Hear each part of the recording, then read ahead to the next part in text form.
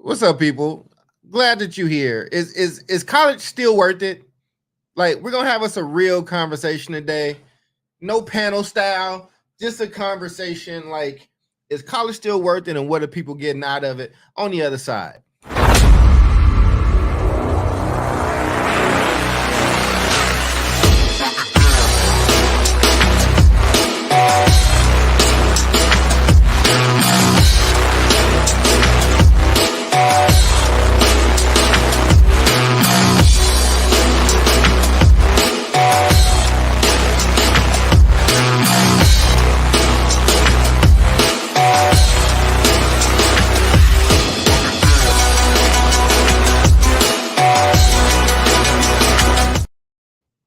Hey there, everybody. Welcome back to another episode of the South Star Classroom. Now, today's A Mike is very special. He is the international man of mystery. You know what I'm saying? He just happens to be home right now. Next week, he might be in the Maldives or something doing the show. Who knows? It's true. Who knows? Actually, you said what? that's true. I ain't gonna be at home next week, man. Who knows where I I'm gonna mean, be? this is- I know where I'm gonna be. This is not a. This is he is the international man of mystery, ladies and gentlemen. Omar Yanard. Today is your show, brother. Bueno, and welcome. Oh man, look at that. We don't do this. We need to do this for Jubilee. I feel like Jubilee needs all the hearts. Look at her throwing out the hearts. It's not working. As is. Oh, look at that! You see that? Taste it. As is tradition, ladies and gentlemen, I want to check in, and we just had the Beard of Knowledge join us. This is Dr. Charles Cole's favorite part of the show. This is where we check in on everybody and ask the platitudes that make him unpleasant. But I got to check in with the queen. She is your queen to be. She is a vision of perfection, not to be used in any shape or form unless her concession. Because they're saying about that lack of discretion. You like that? She's your queen to be. Jubilee, how was Thanksgiving? What's going on? You like that, Doc? You like that? That was great. Thanksgiving was amazing. My mom came down from New York and hung with me for a week. So that was really, really dope. A friend of mine purchased a house about 45 minutes from me. So we went to her place and had a blast. And I made my first bundt cake from scratch. Lemon glazed, baby. Now, I was a little scared to let people try it. I'm like, I don't know. It looked pretty.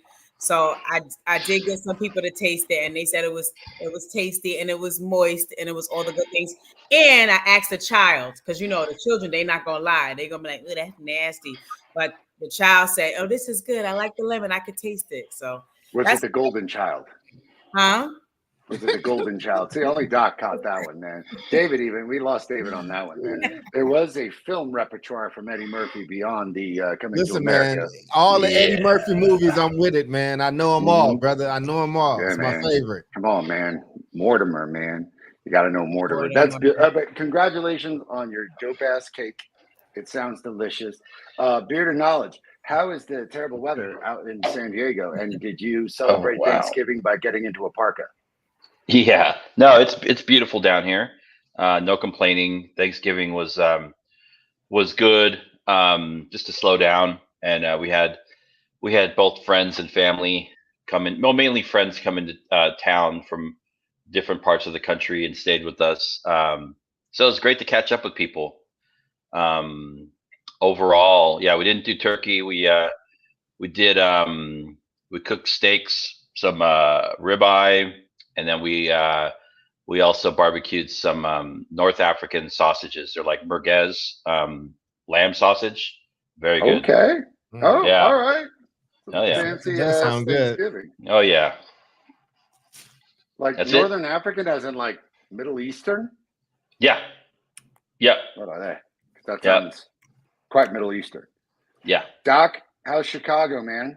It's hot here, man. You see the nice little vest because it's so sunny outside. It's a very sunny, hot. Get your sunbathe on. 21 degrees right now. With a high of 24. We are in the months where your high and low has like a 3 or 4 degree difference. So that's cool. That's fine with me though, man. I did a little brisk walk today. It was nice. And yeah, man, it's not, I'm good over here. we will be having I am going to be hosting my aunt's memorial. We're gonna do it at my crib, so that's gonna be on the 9th. So getting ready for that, getting the house straightened up for doing that. It's an honor to be able to. So I'm looking forward to it. But I'm good and looking forward to your topic, man. How are you doing, brother? Yeah, man. I am doing really well, man. Thanksgiving was excellent out here in El Paso and Texas, all the family, all the people. But it segues really well into the topic.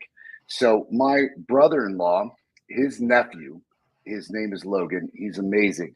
And he is applying to college this year. And my mom and I, who have dealt with college applications and college essays for a very long time, are reading over his application for the Gates Millennial and the Common App. And I'm looking at some of these prompts for specifically the UC schools. So he's coming out of Auburn, which is just south of Sacramento. He's applying to all the UCs. And I just want you to hear a couple of these prompts because it's really apropos of, and I've got some breaking news as well, of our topic today. So describe an example of your leadership experience in which you have positively influenced others, helped resolve disputes, or contributed to group efforts over time. All right, take that in. Every person has a creative side, and it can be expressed in many ways: problem solving, original and innovative thinking, and artistically, to name a few. Describe how you express your creative side. What's your greatest talent or skill?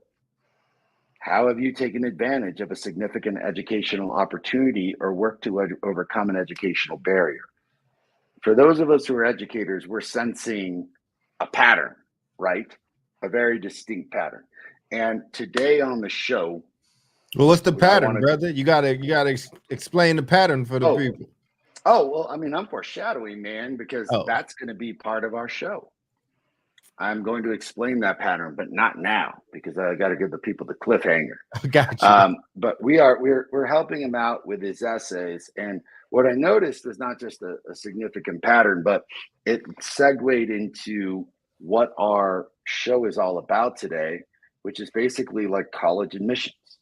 And in terms of college admissions, not getting into college, but really the idea of like, have we ever taken this step back and been like, why were these created to begin with?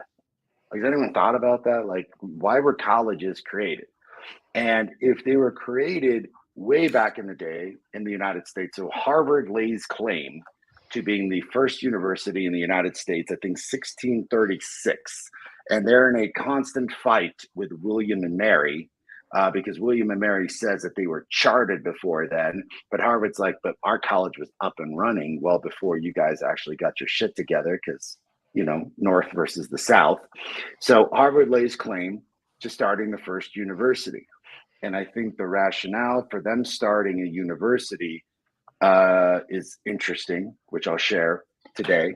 But and it gives us perspective into, all right, like if this is what these colleges were created for, what are they now?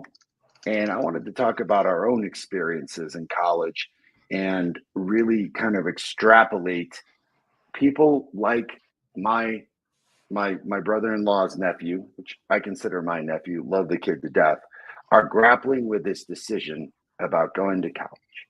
And they're grappling with being told all their lives, this is something that you have to do, but do they truly understand what it's for, what it's going to do for them, and have some level of motivation to go forward?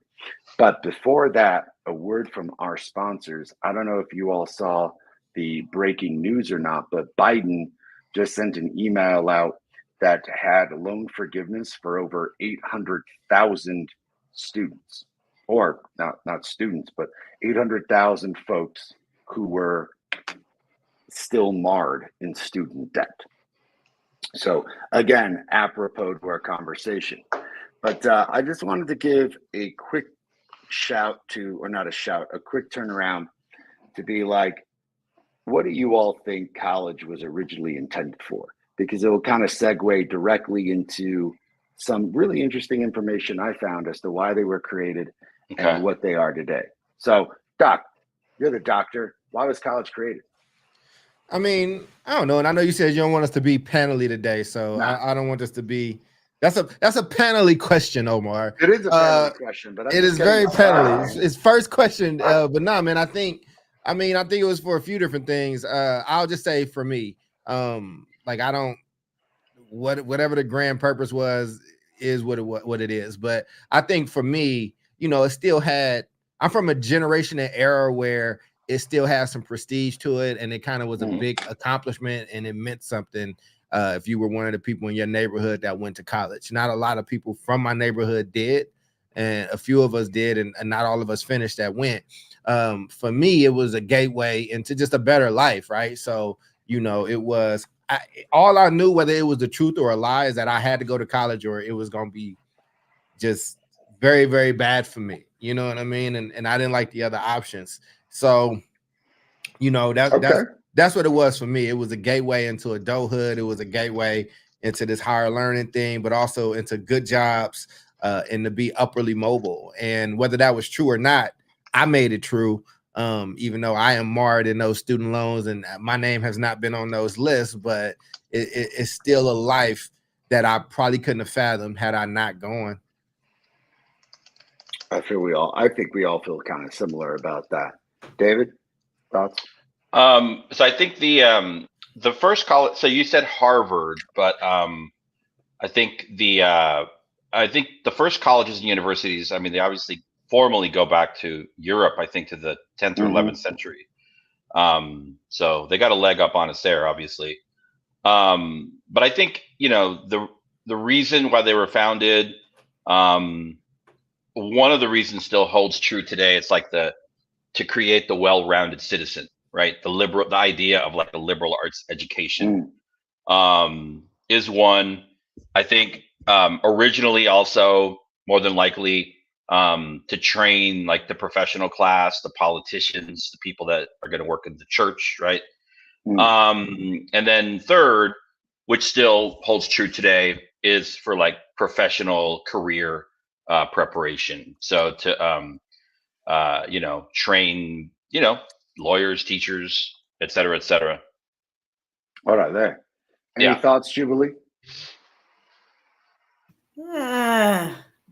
I picked a couple of things up online. Like, okay, there's so many different philosophies for why college was started, and I feel like it was created for the haves. It was created for the haves. It was created for religious people to further their education, outside of the church, an extension of that. So I guess that's like maybe the foundational explanation in terms of the roots. But for me, similar to what the doc said, it's like upward mobility, a way to get out the hood. I was planning on being a lawyer, so couldn't get a degree in law without me too. Really? Yeah. Same here. Oh, let me tell you something. I think I said I was almost a poli-sci major, and then I dropped out after 3 weeks because what are they talking about? This regime and that regime. I was like, I have to go. So I did communication. So anyway, maybe that explains why I don't understand all the time all the branches of government and all the political stuff y'all be talking about. Anyway, there's 3 branches, man. What is there not to understand? There's 3 branches. I do understand interpersonal communication, nonverbal and verbal, though. I do. Anyway, so I mean, as we chat more, like college meant so much to me. Can you hear me? Yeah, we can hear you. Yeah, we're just doing the thumbs up, man, because we're enjoying this video platform. They're being children. Continue. I love the way you are. The way that you were last week. My screen didn't go out yet again. Okay. But yeah, I mean, upward mobility, a way out the hood, a way to become your dream. Turn a dream into a reality by getting an education that supports that, gets that degree, and gets you into the line of work that you want to be doing, and hopefully a line of work that is lucrative, right? And that for me or my family, like you needed to have something that you were passionate about that also paid well. It couldn't be something that makes good money that you didn't actually care about. So those for me. So Let me I'm say gonna this real quick, yeah, real quick, Omar. This is why I love this show and our do it, audience. man. Do it. We've got a correction, and I knew I was like kind of dating us back to the European origins, but obviously, you know, we have a correction here that the first universities were, you know, more than likely in the Timbuktu area. At the time, it was created to deepen the study of Islam along with other academic pursuits. So, thank you, Selena's musings. Appreciate that. Yeah. And that's a good ass segue because Selena is absolutely right about a few things, not just about where universities first began. And we all know that like one of the greatest centers of learning and libraries was Alexandria, which was in Egypt. But like this was interesting to me because I knew half of this, but I didn't know the other half. So according to like basically Harvard in the United States, our universities, 1636, its original intent was for quote learned clergy and lettered people. I'm like, oh, man, what the hell does that mean? So to break that down, it was straight up to train ministers, so just fully religious, and to signal prestige. So as Jubilee like really appropriately said, it was really about the haves. It's like, can you afford this? Can you go to this place? Because if you did, it was a demonstration of your prestige, which is hysterical because I'm like, where the hell was the like building a well-rounded person or having critical thought? And then you dive deeper into Harvard, and it's actually kind of fascinating. They were there with the expressed intent of basically, quote, integration of the Native Americans. How do we get these Native Americans to basically love Jesus, speak English? And by integration, I'm going to go out on a limb here and say indoctrination. Right. Assimilation. Hell yes, dude, assimilation, right? And like, if our colleges were like that then, it is interesting to me to think about where they are at now, because are the roots and the DNA of such things still very much a component of these universities? Now, I went on to like the kind of 15 treatises of why Metro State University, which is in Denver, which is my compadre's alma mater. For our audience, my compadre, meaning I am godfather to his daughter. He graduated, my compadre graduated from there, and it was pretty dope. They talked about, hey, colleges for learning how to complete long-term projects and signaling to employers, you know how to do that, to think critically, to solve problems, a capacity to learn new things, right? And the reason that I wanted to kind of come back to this was that at the beginning, when I was reading out all the prompts for the UC essays, the pattern was exactly this. It is trying to discover, do you have the potential to solve problems, think critically, work in groups, be open to new things, and be able to organize and plan for longevity? Because even the UC application questions were very much hinting around those core skill sets. Yeah. And this is kind of where I just want to start opening up the conversation to like our questions, which is like, hey, did college really do these things for us? Because I kind of want to hear just some storytelling about like, do you remember a time, or did anyone explicitly teach you this, or did you just kind of learn these things through default when you were in college?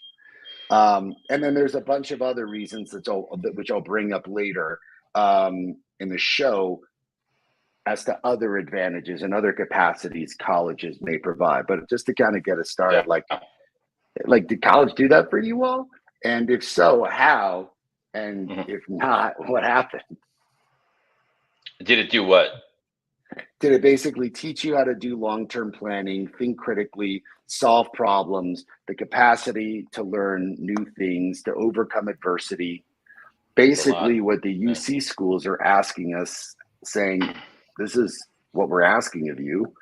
We already done it. And it leads me to believe, like, well, shit, if you're asking, have you already done it? What the hell is the point of going to this college? Because ain't you supposed to be teaching that shit? I mean, I will say, go ahead, David. No, you go. No, I think college is an opportunity, you know. It's probably the first like non-mandated thing that you've got to do as a young adult, you know, or as an emerging young adult. And I think it's an opportunity to learn how to do those things. And I think it's a vehicle that you have an opportunity to learn how to drive. It's, you know, like, I don't think college does anything for anyone. I think you are given an opportunity to attend a university. An opportunity is placed in your lap, and then you have to figure out how to utilize it to get what you need out of it, you know? So that's the way I see it. Yeah. So yes, I do believe that it provides the opportunity because by way of the structure, right? Learning how to work with other people, you know, learning how to be punctual, learning how to be a self-starter and take initiative, learning how to complete things, learning how to communicate, learning how to negotiate your time, learning how to prioritize. I think all of those opportunities are inherently exist in the college experience. But as we know, you know, everyone doesn't go through it. Everyone doesn't graduate, right? It works for some, it doesn't for others. And I think it just depends on what you do with that sort of lump of coal that you get. Do you actually apply the pressure so it can become a diamond, or does it just stay a lump of coal because, you know, the potential in it was never actualized? Well, how did you learn these things? Like, you took the opportunity. So, like, did you just figure this shit out on your own? No, I think a lot of the stuff that I went into college knowing, like, I learned this stuff by being raised, you know, by my parents. I learned this stuff in high school. And I think that college just sharpened it and presented it in new ways, so that without training wheels. I think that's the difference. Right. So it's like, yes, you know, my father and my mom and my bonus mom, like, they were all about accountability. They were all about, hey, if you're going to go to that party on Saturday night and come up in the house at 5 a.m., you still got to get up for church in the morning. We got 8 a.m. service and you want to choir. So 5 So a.m. you didn't live on campus. You didn't live on campus. 5 a.m. You didn't live on campus? I lived on campus, yeah. Oh, you did? Oh, you just went home on a week. You were close enough where you can go home on the weekend. Yeah, or even like after graduating, you know, college. Nothing good happens after midnight. Nothing good. Yeah, I'd go home like for breaks. Great things was happening after midnight. Great things were happening after midnight when I was in college. Absolutely. But let me tell you something. I went to all the parties, right? Except for the corny ones. I went to all the parties and still got good grades, right? But that was you might have been at the corny ones, and the people at the non-corny ones would say that you were exactly. Listen, I'm a bit of a DJ snob. If the DJ's not hitting, I am not staying. Okay. Right? But that's just playing up to like Castillo's proclivities. No, kick me off this podcast and ask the people that love me. They will tell you Jubilee is out. If that DJ is corny, I'm ready to go. You got to know how to. People know this about you. Anyway, the point is that there are the underpinnings of my success. They started at home, right? Just by my parents having, you know, certain standards in place. So I took that stuff with me. And I know that's not the same for everybody who goes into college. It depends. But for me, you know, that definitely was the case. And yes, right, it's when I say without the training wheels, I mean, like, all right, so I did go with the whole responsibility thing, but it doesn't mean that maybe I overslept for a class or submitted a paper late, but I had to deal with all of the responsibility and accountability. Yep. I couldn't call home, be like, can you help me fix this paper? It's like, nah, dude, like, get it together, go back on that computer. So with the responsibility fully being on me, now I'm following my English professor around like, I can't get a B+, I got to get an A. I got to, like, those are the kinds of things that college presented the opportunity for me to do. Yeah. My parents did not go to college. You all know this. They dropped out of school like in middle and high school to work. They were farm workers. And so when it came time for me and my siblings to, you know, graduate from high school, I mean, we didn't have a lot of the technical guidance, but what we did have was like a strong kind of value system that we had been raised with, right? And those are the kinds of things that you can't necessarily learn in college, right? So I feel like in college, I absolutely learned a tremendous amount about the world and about myself. You had a list of things, Omar, but I will say that I think I was always, critical thinking is something that's hard to like measure. But I definitely did a lot of like deep study in college. Like the volume that I had to read for any one of my classes absolutely dude, like that was almost tons. broke me, and it made me stronger on the other side, right? I'm like, Rocky wow, IV, I did that. I actually finished that, and so by finishing college, it was just a huge confidence booster for me as well. But I think critical thinking for sure. It helped me to learn about the larger world and like dynamics and sociology and like how people interact with one another. I had learned a whole bunch growing up that you can never learn in a college, so it was a different skill set. So the things I learned in college were the things I would never learn in the hood, right? So I kind of merged the two. And then the other thing about college for me was the social network, right? Like I don't have a huge social network, but I built a social network up over the course of my time in college. Friends, professionals that like I just saw a couple of days ago, right? That we're like lifelong friends, and we have a network, mainly of men, where we kind of have this camaraderie, this professional. We're dads, we all went to college together. We live very different lives, but we have this really important like bond and connection. And I also have that bond and connection with people that I grew up with in the neighborhood, in the hood, right? And sometimes those things merge more often, less often than when they do. Right. Yeah. But I think, my college experience was invaluable, and I'll leave it there. I mean, I had a tremendously positive experience, and thank you, Biden, for writing off the last $75 of my student loans.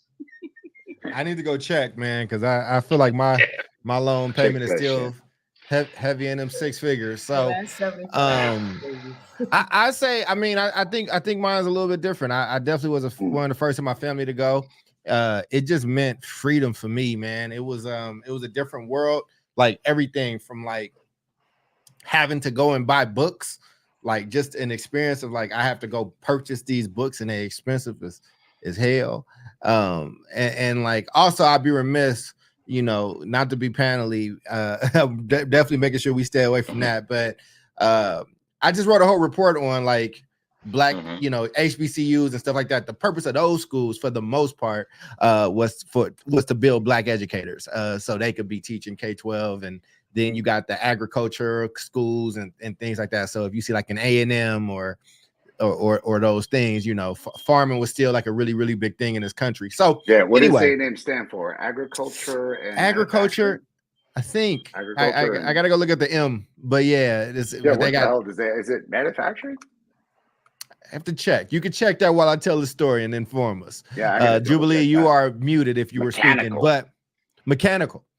Yeah. So, but anyway, we were I say for me though, man, I think it was, there are no parents here. Like I went to school close enough. If I need to go home, I could, but far enough where I could be like, it's too far, I'm not going. I'm always been very independent. I've never been a daddy's boy, a mama's boy. So like when I leave the nest, like I left the nest. I think navigating as an adult and just like I wrote a whole book about it. It's on my website. It's free. It's called Stop Hustling Backwards. I wrote something for Black boys who are going to be the first in their family to go to college. Because let me tell you just how non-informed we were. When we had to fill out the schedule, me and my mother sat down to do it, and none of us had ever been to college. So we thought it was like high school where you got to pick your classes from Monday through Friday. So I had a full ass schedule for a whole year of classes every single day because I didn't know I could just do classes Tuesdays and Thursdays or Monday, Wednesday, Friday or whatever. You just didn't. That's awesome. You didn't know. The other thing that was different, in high school, I'm used to the night before school start. You got your school clothes, you got your outfits, and then you get on the college campus, and it's like, oh man, the cat that's putting all like the girls, like he got on some flip flops and some sweats, like. They like into, him talking about whatever dumbass thing he over there talking about, right? So you get re-socialized really quick. Yeah. And you get re-socialized really, really quickly. And then it's also like nobody's there really to save you. So it was also where I was truly, I didn't go to a school that was very competitive academically in high school, and college is just different. And it depends. Like there are some people that's not paying attention to that, and then there's some people who are. So I took more credits because I was in the remedial classes, and those don't count towards graduation. So I didn't want to be behind. So I took a whole bunch, man. There was one semester I was taking 22 units and working. I had my work study job, and I had my job at Bayfair Mall at Shoe Plus in San Leandro. So, you know, for me, man, and then it was like, you know, learning how to navigate. So it was like, okay, I got my work study job, but I was smart about it, right? Like I got my work study job at the library. And college libraries, for those that may not know, stay open. They're not like a regular library. They stay open 11 o'clock, 12 o'clock, you know, especially if there's finals. So I got a job where I could like try to sneak in some studying or have a quiet place during quiet time to do those things. So, you know, it was just really navigating that, man. And college was just my foray into a world without my parents like having say or authority over anything that I did. And then just navigating relationships and girls and like your friends that you still friends with, and they friends from the neighborhood. They don't go to that school, but they want to come up. They come up there, so now you kind of responsible for them, and you know. Oh my goodness! Right. So you know, I don't know how you felt about that answer, Omar, but that's what college did for me. Was it was a foray into manhood, and you know, it was kind of like a trial by baptism, like baptized by fire in that sense, and I watched a lot of people, you know, it's where you start seeing consequences. Like you see somebody, they in class with you, then they repeat in the class, then they like gone, or like you run into them, they got bumped down to the community college because they, you know, they flunked out. So, you know, it was interesting, man. It was a very, very savagery is what I'd call it, but in a good way. Savagery. It was. This is the other thing that people often don't talk about when they're like weighing the pros and cons of college, primarily for like first generation low income Black and brown youth, right? It's the ability to go to college with a demographic of students that just don't look like you, and they don't come from your neighborhood. Like when I went to school, it was overwhelmingly white, overwhelmingly middle or upper class, and Asian. And there were few Latinos and even fewer African Americans. We found each other, right, very quickly out of survival. But I learned how to navigate that system. And that was one of the biggest parts of my education that I didn't get any units for it, but like learning how to navigate, you know, learning how, you know, people live on the other side or whatever. A lot of it was mind blowing for me, like how much money a lot of these kids had and the kind of homes they lived in La Jolla, taking the bus from Linda Vista. You know, I mean, that's like invaluable. You learn that and you take that into the real world, into the workforce, you know. Well, that's a perfect segue, David, to be honest with you, man, because like I really grappled with this question, right? And I'm thinking about us, and we are Black and brown people. Doc, are you first generation? Okay. David's definitely first generation. Jubilee, you first generation college? Okay. I was on my dad's side. My mom actually had a master's degree in education. I think that's why they were so adamant about getting a college degree and all that. And, you know, ultimately it made me grapple like, all right, there are those kids, and like we went to college with those kids, but I'll be very explicit. Like there are those kids that are like, they're doing really well. They're from like Everton, Illinois, which is like right around where Dr. Cole's at right now, which is a very posh area of Chicago. And they're going to like University of Arizona. Everton or Evanston? Evanston, excuse me. Yeah, I know. Okay. All the time. Thank you. I got you. Evanston, Illinois, right? And they're going because like, hey, mom and dad can float the bill, and they're going to go party balls out and develop a cocaine habit, of which many people did, and many friends of mine who specifically went to U of A had. And, you know, because mommy and daddy got lawyers and all the things, they can do all these things and turn out to be fine. And it's just like this coming of age thing that they get to do. But it really, for our audience, for like thinking about black and brown kids who are struggling with, hey man, I got to pay these bills and my parents need me to work. And what's this for? And, you know, I hear in El Paso all the time from the ISDs, the independent school districts, championing college, but I never hear any reason as to why. Like, what the hell are you going to get out of it? And whenever I have an opportunity, and this was a very interesting conversation because David, you segued right into it, man.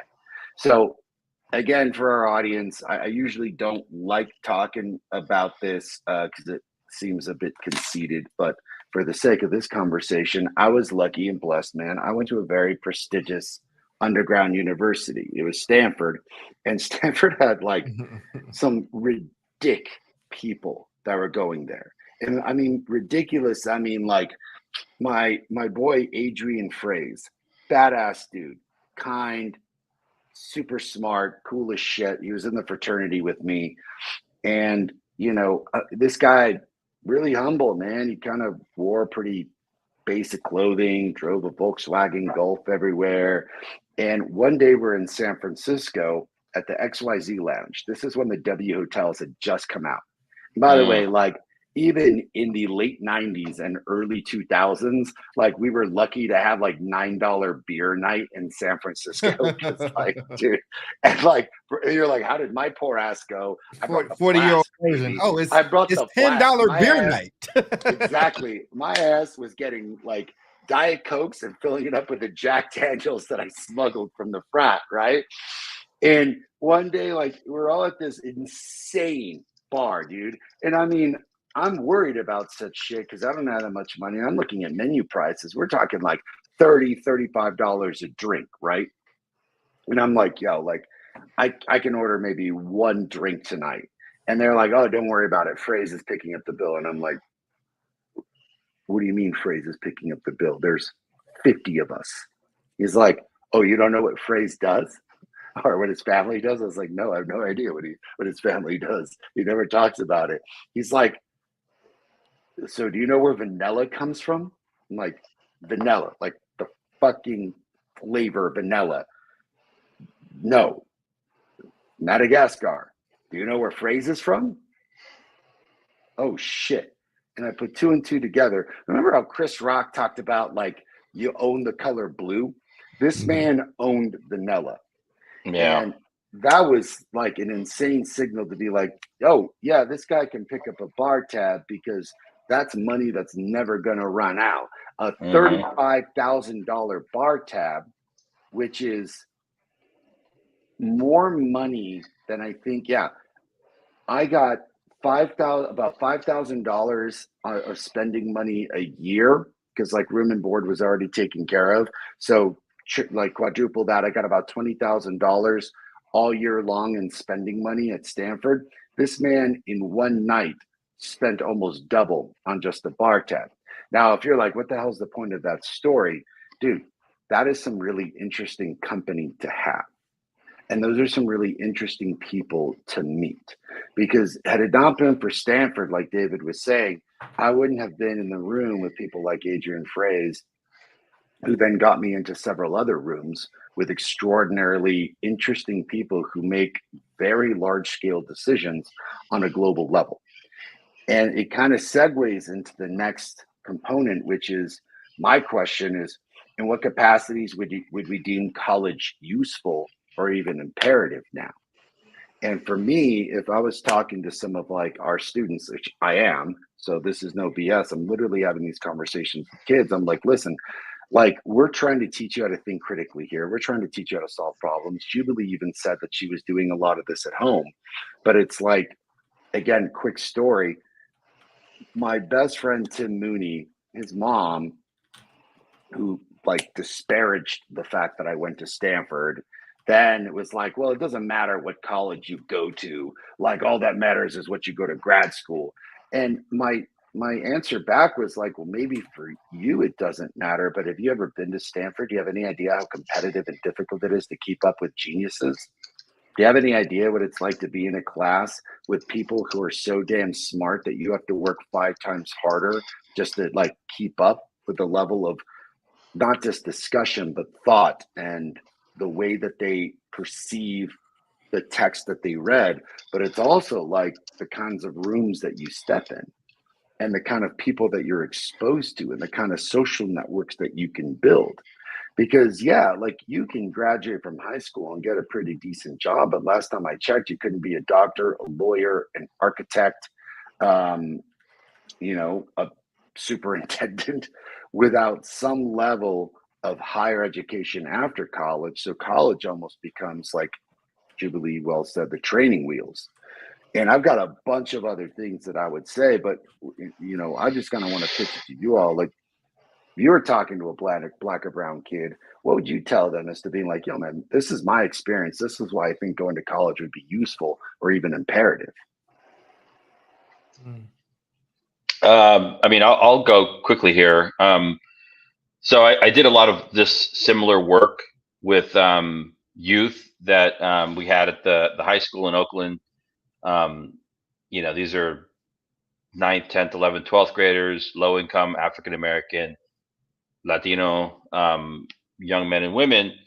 And we would research and we would have them research, keep it very basic, like outcomes, right? If you go to college, here is the percentages of X, Y, and Z that will happen to you. If you don't go, here's what is going to happen to you, right? And those things really haven't changed. I mean, I know there's a lot of talk about like the non-college movement. I'm like, yeah, it's like, hey, Bill Gates or Steve Jobs didn't go to college. I'm like, forget about it. But for me, it's still the same. It's like I look at if you're low income, first generation, black or brown, about to go to college, you finish college, you're going to make more money, you're going to have more employment opportunities, you're going to have better job stability, you're going to have better health outcomes, and you're going to have better housing and living outcomes and conditions, period. You're going to have a better life en masse, right? Not everybody. As long as you budget wisely, go for the in-state tuition at the state university, right? And try to avoid, large amounts of debt. But those things still run true today. And so I think at the end of the day, absolutely, second generation, third generation, I think, yeah, still true. College is an experience. I know a lot of people go directly into the military or other trades, and those things are all fine. But I still am a firm believer in the power of college and university. So, What would you say? I think it depends on the kind of student they already are. Like, if you got a dude is like, I hate school, I hate the teachers, I hate the smell of the cafeteria. Like, school's not my thing. Then I probably wouldn't have. I hate the smell. Serious. You know what it is? Because sometimes you could beat a dead horse, or you try to like put a square into a round hole, or a round peg in a square hole, whatever it is. It's like if a student or if a kid doesn't like school, right, just has a sort of vitriolic response to it, it's like then more school is not necessarily answer. I always, no matter where you are, I try to tap into what you're already passionate about, what you care about, and like your vision for yourself, which where I'm from, not everybody had that, right? To see ahead or do a foreshadowing of like, wow, this is what I want to become. Right. So I think it really, depends. If it's somebody who, they're a solid student or they enjoy going to school or learning, if not only for the academics, but also for the social aspect, then I'm running up the tab for college. Hey, look, it's a change of pace. It's a breath of fresh air. Like you cool with learning new things? Great. Like my school was 90 minutes away from where I grew up. Breath of fresh air. Still one of my favorite places to go. My brother went up there. Me and my brother went to the same undergrad. He went up there, never came back to Brooklyn. He stayed up there, And so for where I am from, that makes a difference. Where'd y'all go? We went to SUNY New Paltz, State University of New York at New Paltz, 90 minutes from Manhattan. So, traffic is crazy. But that was the thing, right? Like you have people that wanted to, they did want to change a pace, but it's like, but I don't want to fly all the way to the West Coast, right? And then, so that would be a thing, the distance. The other thing would be money, right? If money was an issue and it's like you're at the age of 16, you're the breadwinner for your family, your father passed away, your mom's a single mom, and you are raising all your siblings, that also may not, be a thing. So I try to be sensitive to what people's real life scenarios are. But if those roadblocks do not exist and you're like, you're a kid, you're cool with school, it's not your favorite thing, but you don't hate it. And you've got the zest of life. I'm selling you all the way to go to college, for the socialization, like Charles talked about earlier, of course, for the academic experiences, for the opportunity to become a more fierce critical thinker, and all the things I mentioned earlier, that you just have to navigate your own life. And I would hope that there would be a way for them to connect with some kind of mentorship. Because again, I think to your point, Omar, when you talk about like who you're connected to, or whose room you get into, or what room you get into, or who you meet when you're there, I think that changes the trajectory of what college becomes as well. Right? Like to your earlier point, Charles, like not knowing like exactly how to like complete the the schedule or what have you.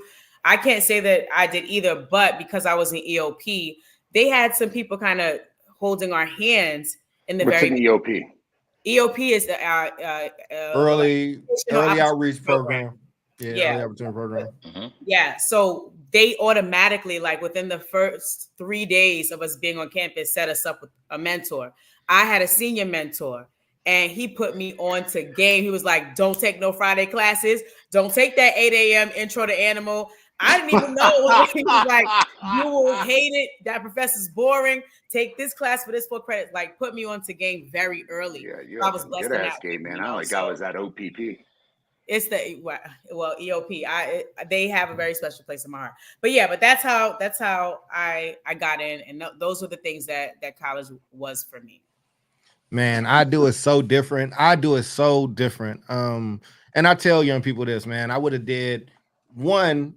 When I was applying to school, and it was 2000, so the internet wasn't as ubiquitous. So I still had to go get pamphlets and brochures, and they were still mailing you a bunch of stuff, information. You're that old, Charles?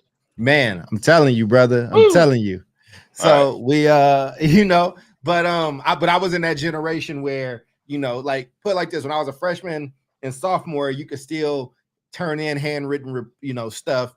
About junior year, the handwritten shit was out the window. So it was like everything got to be. I'm that generation, but I would have did so many more things. One, the young people I'm talking to, especially if they're gonna be first in their family or they low income or any of that stuff, if they any of those, I wouldn't have had to pay nothing because I just didn't know what I didn't know. There's ways for you to get in there, especially if you get into one of those top tier schools like Omar, like the Stanfords, the Yales, the Princetons. If you make under a certain amount, it's all paid for. I would have gone to the schools I wanted to go to.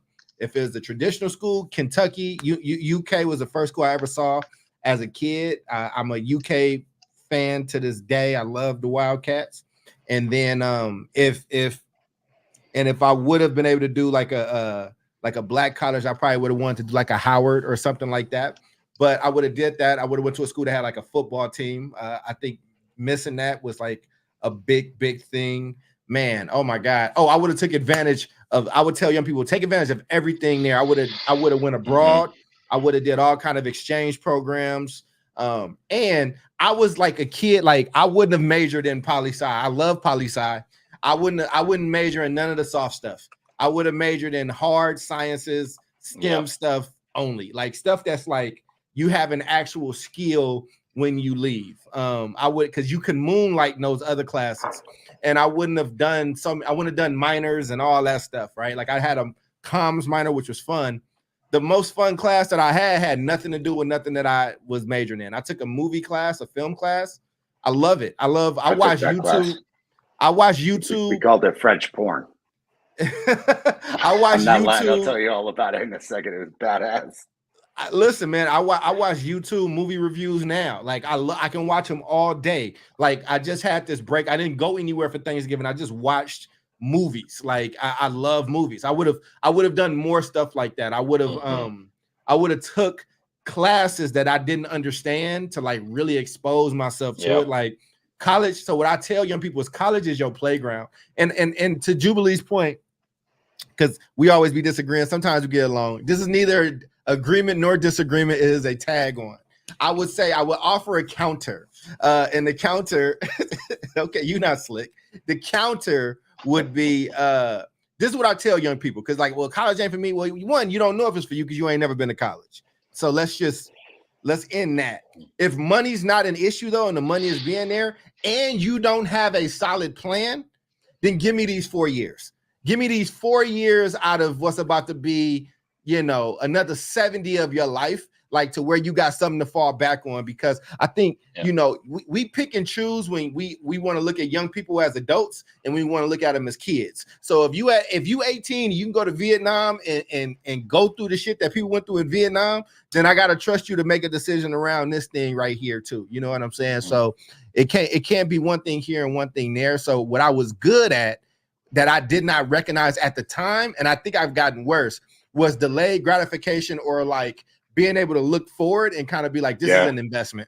This is an investment. Understanding the investment. And the last thing that I would say is, youth is wasted on the young, meaning those 4 or 5, however long you there, they go so fast. And, you might be counting grad school, but grad school is a very different experience than undergrad is. Like, grad school is all business. I had a job. Yeah.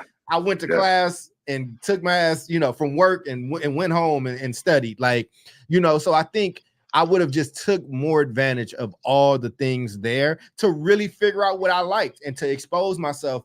I got exposed to people. That was the first time in my life that I ever heard about issues in the Middle East. That was the first time in my life that I had Palestinian friends and Jewish friends and didn't know what the fuck was happening. Like, I remember something happened and I didn't learn anything about Jewish people. I didn't know. I had a friend. I was like, "Oh, I'm Jewish." Like, bro, I just thought you was a white dude, bro. I have no clue, right? Like, so college, it introduced me to so many different type of people, and it also, this is where a lot of like black American and African tension starts. I didn't know that existed until I got there. Like, it was bugged out when I would see my African friends who had came from the continent but had like servants and stuff, right? It was just like, oh, this is bugged out. Like, I'm Black American. So it was a lot of different things. So it's a special time. I know it's becoming obsolete to some, whatever, but I think there's still some gold there. I do think that colleges need to stop softening up. I think that like you need to make sure rigor is still a thing. You can't have the MIT kids crying that the math is too hard. That you're MIT, man. Like, you are MIT for the United States. Like, you're supposed to be that if you there for that. And so I think that we have to get a little bit of that gumption back as we continue to, evolve as a society. I just don't want us to get rid of things that help us survive and thrive. Man, that's actually a good segue. We're gonna close out, because we're talking about closing out just on like the state of college today, and you're talking about like you can't make this like prissy division. Also, shout out to David Castillo and his gato.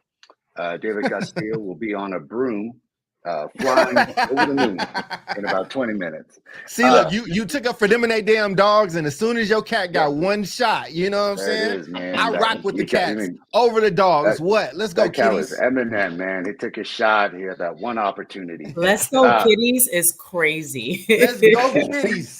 Let's go. I love an independent animal that don't need you. Let's do it. Yeah, they're very independent. So we don't even have time to unpack that, Omar. We really don't. Got to finish up this show, and we get into the discussion of dogs and cats. That may be our next show, ladies and gentlemen. I'm gonna give me a cat. I'm getting a cat. Get the damn cat. That way we can talk about the damn cat. I'm with it. Jubilee's dog. See what happens and shit. But we got to finish up the show, man. We're like 6 minutes out. So really quickly, I just want to say, I thought those were like exemplary things to say about your college experience. 3 things really quick is, one, I don't know if y'all got the chance to study abroad, but that was the most life-changing No, I experience that I've didn't. ever Spoiled had. And it fucker. was No, we badass. didn't. And Just by you. spoiled, I did, and I I want had a you, the blast. 3 of y'all to know. I got to go to a different part of town. You Yeah, know, exactly. I go to a I got party to at San Jose State. study. You know what I'm Oh saying? boy, that was y'all's fuck up because I got to study in Chile and it was cheaper to be down there than it Yeah. was at the college. So like, man, but I guess this goes into like, oh man. By the way, did you just say I got to go to the other side Cal of State town? Hayward. Yes. Yeah. Stanford, Yeah. Cal State Hayward. college has Very a study different. abroad program, man. Shit, Yeah, you could have man. signed up for Yes. semester at sea. You Yeah. could have gone to Listen, Europe. Tell you something.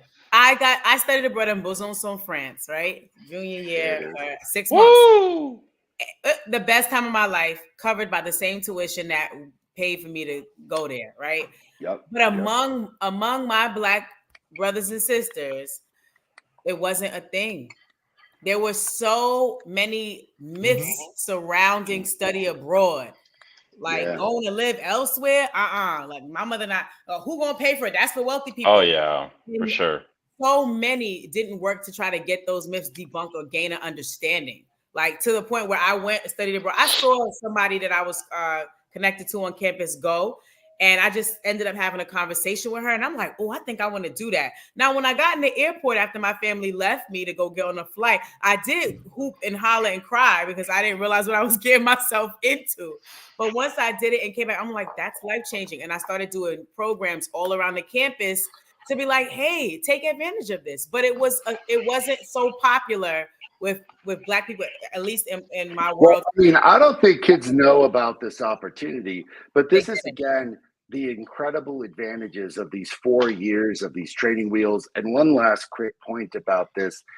I don't like, I'm sure our audience knows this really well, man, but like your brain doesn't stop developing until you're 25 years old. Yeah. The amount of work to get college shit done, not just in terms of the reading and the analysis, but the organization, keeping up with your peers, the writing skills. Bro, it's like your brain is on hyperdrive of like going to the gym every day, all the time for 4 years. I can honestly tell you that from before college to after college, it was a like massive difference in my intellect, in my writing abilities, in my analysis, in my emotional. Like, you went to Stanford. Well, bro, it's not I went to State. You can't. He went to Stanford. Okay, we can.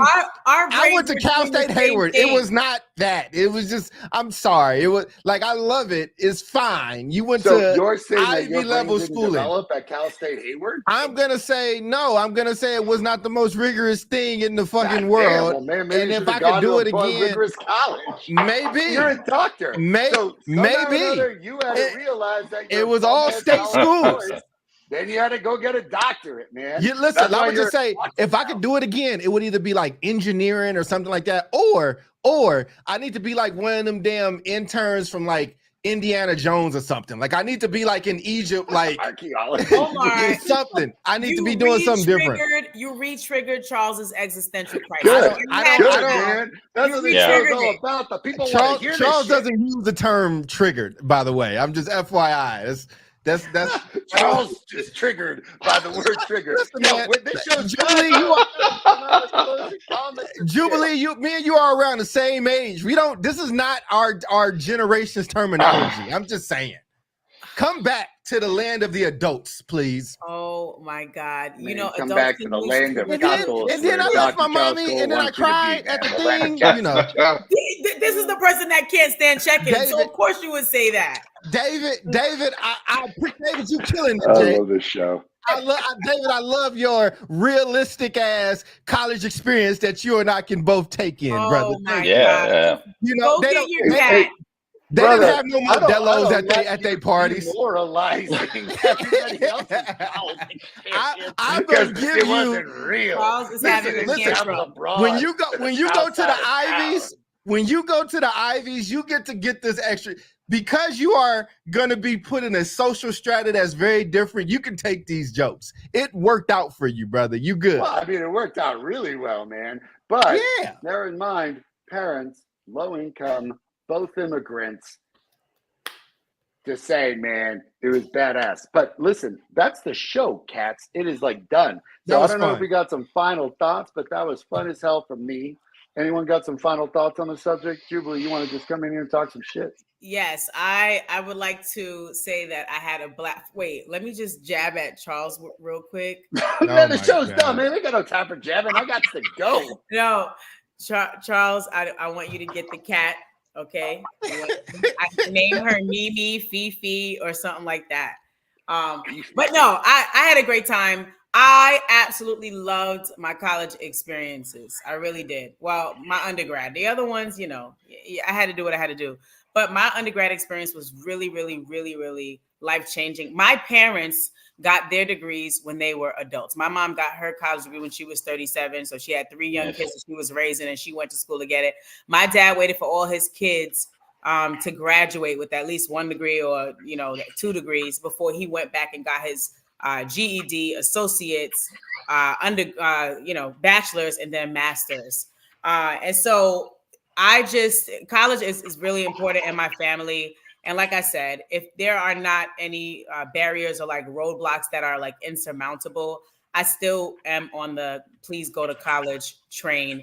It can be a really life-changing experience, well-rounded on the social emotional side and the academic side, and set you up for success for years to come. What are they? Any parting thoughts, David, Charles? Yeah, I've got a couple. So I think number one, I think one of the most powerful things about college for me was that, and both in community college and university, because I attended both, was the ability to take coursework that was embedded in my culture. So I got to take history classes, I got to take literature classes, art classes that were embedded in Mexican American Chicano studies. That's a huge shift from what you experience in high school. So that was one of the like validating experiences that I had, just in terms of like picking out a college that offered those types of classes, right? Number two, we talked earlier about timelines. Charles talked about it, and it took me back to work that we did with young people in Oakland, where we actually had them develop their timelines. We're like, look, you're 16 now. You know, here's how old you are, right? You're going to live the rest of your life. And the decisions that you make now in school, in high school, whether you go to college or not, are going to impact the next, 60, 70 years of your life. It's a long time, right? And so I think, thinking about the long-term rewards and benefits of college for low-income Black and brown youth. And then the last thing is a practical tip, which you started with, Omar. I think if you're a parent, if you're, working in schools, if you're an advisor, working with, even middle school and young high school students that are interested and want to pursue the opportunity to attend a college or university, get those prompts out early. The last thing you want to do is put a prompt in front of a senior.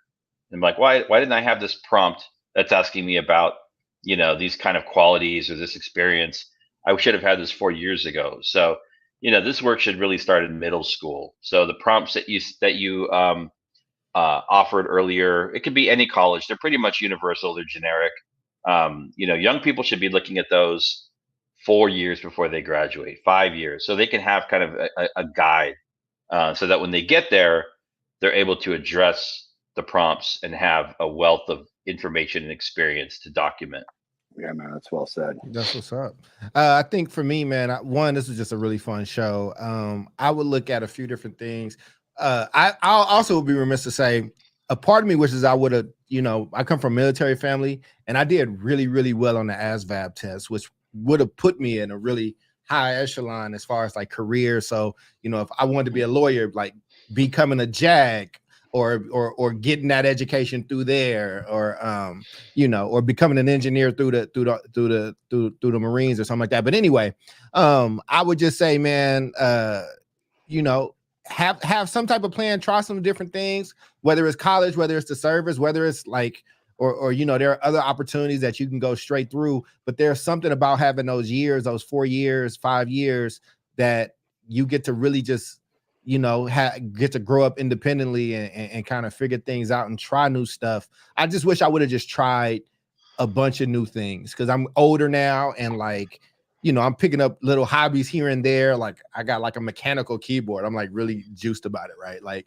little stuff like that though, man. But like I really wish I would have took more advantage of college and I would have done things that I could only do and accomplish there. I think like when I did, you know, poli-sci and stuff like that, they were fun, you know, they felt good, but there's not a hard skill per se, and I'm not trying to offend anybody, but you don't leave with a hard skill as if I would have did like an engineering or biochem or something like that. So that would be my takeaway. But just I know people be like, you ain't got to have a plan, you can figure it out and all that stuff. Everybody don't have that luxury. I'm gonna just be real with you. If money is not an issue though, and like and if you make it under a certain amount, it should not be. Learn this system, learn how to navigate it and put yourself in position. But that time goes by so fast and it's gone. It happens and it's gone, and you can never get it back. Trust me, that's where the existential fucking crisis came in at, trying to get those glory years back that you wasted. So I leave it there, and I have great respect for your institutions, Omar. Jubilee, stop. Fucking Jube, stop this. I love you. You love me. Oh man! Oh look, Barney, man, Jubilee got muted. That's crazy. It's crazy. Somebody muted her thing. Take us out, Omar. Oh, just last couple thoughts. Really, really fun conversation. And I think for a lot of kids that are sitting here struggling with this decision and so much talk about what's going on at university campuses and the tumult of all that, if you are trying to make this decision, I think it was positive and life altering. And I think there's a lot to be said about like what David and Jubilee said about preparing. And what, you know, Dr. Charles Cole was alluding to is essentially like having a bit of a plan. I would go the different direction. I majored in political philosophy. It is in what most people would say, what the hell are you going to use that for? Funny enough, now that we are in an existential crisis as a democracy, I know more than 98% of the United States at this point about what democracy is all about because I've read every single founding piece of paper. But what it did teach me to do was to write, communicate, think critically, and use my brain. And that is what I think landed me the skill set to walk into any job, learn it quickly, because I learned how to learn quickly. I learned how to learn. I learned how to organize myself. Mm-hmm. Now, if you're in need of a deep skill set like computer science and engineering, I get it. Because for me, it was a lot about like, well, I know I was going to go on to post-grad. But on that end, we got to bounce. So on behalf of the gorgeous Jubilee Ransom, the beard of knowledge, David Castillo, the true doctor, Dr. Charles Cole, and me, Omar Yanar, thank you for coming to the South Star Classroom, 3 p.m. Pacific, 6 p.m. Eastern. We're here every Tuesday. Peace, everybody.